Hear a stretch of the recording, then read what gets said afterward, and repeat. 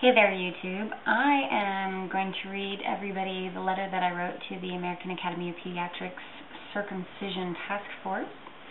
In case you haven't heard, the CDC and the AAP are starting to sort of make noise about possibly recommending infant circumcision, which has never been done by any real medical organization ever. Because of these BS studies that they've been doing on HIV in Africa, which you can watch my video, A Healthy Dose of Doubt, Part 1 and 2, to understand a little bit better what they're doing in Africa.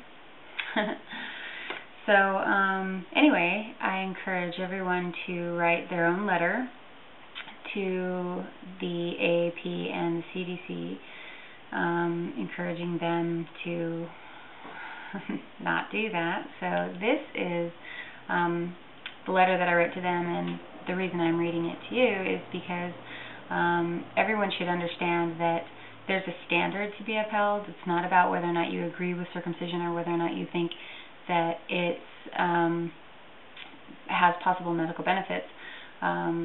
So without further ado, dear sirs and mesdames, I am writing to you today to express my concerns as a citizen.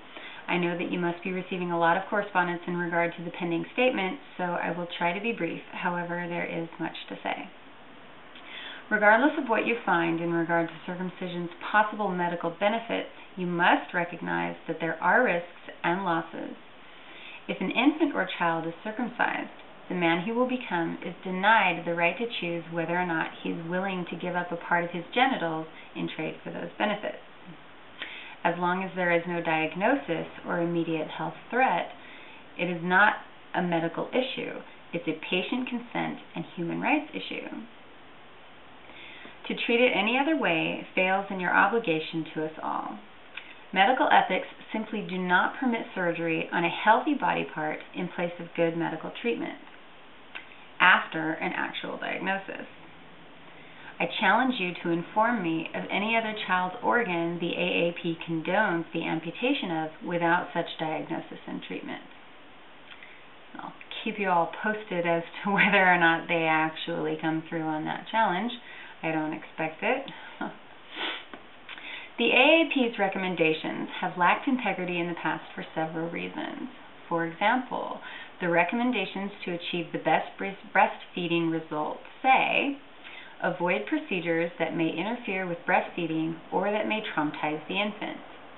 As I'm sure you've found in your research, there are studies that show both that circumcision is traumatizing and that it interferes with breastfeeding. Female circumcision receives these recommendations. 1. Opposes all forms of female genital mutilation, FGM. 2. Recommends that its members actively seek to dissuade families from carrying out FGM. 3. Recommends that its members provide patients and their parents with compassionate education about the physical harms and psychological risks of FGM. 4.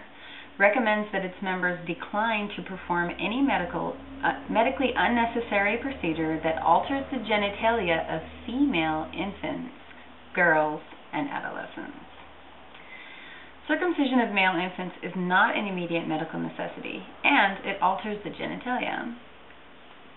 People who perform and receive FGM do not believe that it is harmful physically or psychologically, with the exception of activists, as it is here with MGM.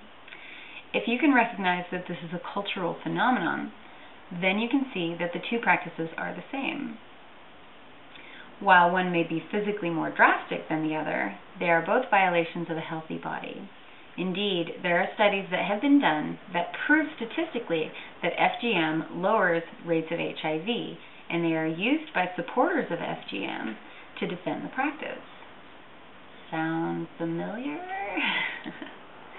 The AAP's Committee on Bioethics says, providers have a legal and ethical duty to their child patients to render competent medical care based on what the patient needs, not what someone else expresses. The pediatrician's responsibilities to his or her patient exist independent of parental desires or proxy consent. Proxy consent to a surgical procedure that carries risks without diagnosis is contradictory to this position, as is this statement from the current circumcision policy. It is legitimate for parents to take into account cultural, religious, and ethnic traditions. If a provider has a legal and ethical duty to render care based on the patient's needs, not what the parent desires, then why would it be legitimate for culture or religion of the parent to play a role? Culture and religion are not good enough excuses to surgically alter female genitals without an urgent need, so it is sexist to support non-medically indicated genital alteration of males. Many countries who have better genital health than the U.S. do not circumcise. You will make it very clear to the rest of the world why it is that we have worse health in general than so many other developed nations if you attempt to claim that circumcising infants has any medical validity. It's embarrassing, really.